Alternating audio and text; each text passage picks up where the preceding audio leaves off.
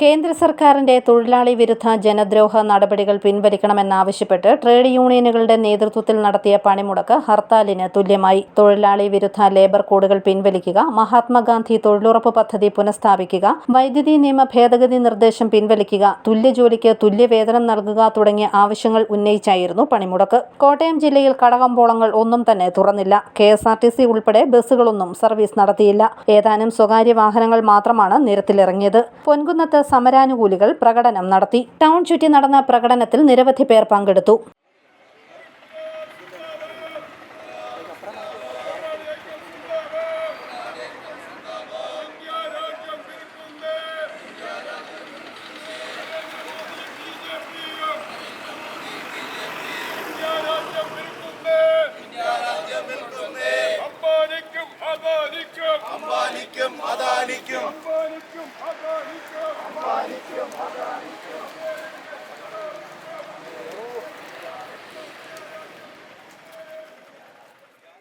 തുടർന്ന് നടന്ന പ്രതിഷേധ യോഗം CITU ജില്ലാ vice president advocate D. Baiju ഉദ്ഘാടനം ചെയ്തു. രാജ്യത്തെ മുഴുവൻ തൊഴിലാളികളും ലേബർ കോഡിനെ എതിർക്കുമ്പോൾ കേവല ഭൂരിപക്ഷത്തിന്റെ പിൻബലത്തിൽ കേന്ദ്ര സർക്കാർ തൊഴിൽ നിയമങ്ങൾ അടിച്ചേൽപ്പിക്കുകയാണെന്ന് അഡ്വക്കേറ്റ് D. ബൈജു പറഞ്ഞു.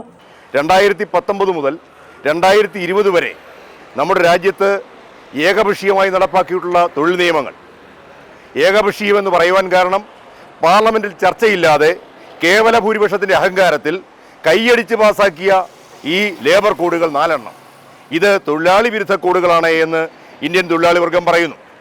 ഇന്ത്യയിലെ 60 കോടി തൊഴിലാളികൾ പറയുന്നു ഈ നിയമം ഞങ്ങൾക്ക് വേണ്ട, ഇത് ഞങ്ങൾക്ക് ദോഷകരമാണ്. എന്നാൽ നരേന്ദ്രമോദി പറയുന്നു ഇത് നിങ്ങൾക്ക് ഗുണകരമാണ്. രാജ്യത്തെ മുഴുവൻ തൊഴിലാളികളും ജനങ്ങളും പറയുന്നു ഇത് ഞങ്ങൾക്ക് ദോഷകരമാണ് എന്ന് പറയുമ്പോൾ ഇന്ത്യയിലെ പ്രധാനമന്ത്രി പറയുന്നു ഇത് നിങ്ങൾക്ക് ഗുണകരമാണ് എന്ന് പറയുന്ന അവസ്ഥ അടിച്ചേൽപ്പിക്കാൻ ശ്രമിക്കുന്ന നയം. ഈ നയം രാജ്യത്ത് 2019 മുതൽ നിയമം പാസാക്കിയെങ്കിലും രാജ്യത്ത് ഒരു പ്രദേശത്തും നടപ്പാക്കാൻ സാധിച്ചിരുന്നില്ല. എന്നാൽ കഴിഞ്ഞ പാർലമെന്റ് തെരഞ്ഞെടുപ്പിൽ കേവല ഭൂരിപക്ഷത്തിന്റെ അഹങ്കാരത്തിൽ ഈ നിയമം നടപ്പാക്കുവാനായിട്ട് ഗവൺമെന്റ് ശ്രമിച്ചിരിക്കുന്നു.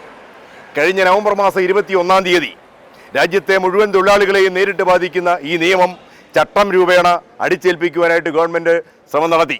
നേതാക്കളായ K. Balachandran, TN Girish Kumar, IS Ramachandran, P. Prajith, Sinesh, VD Rajikumar തുടങ്ങിയവർ പ്രതിഷേധ യോഗത്തിൽ പങ്കെടുത്തു. News bureau, Ponkunnam.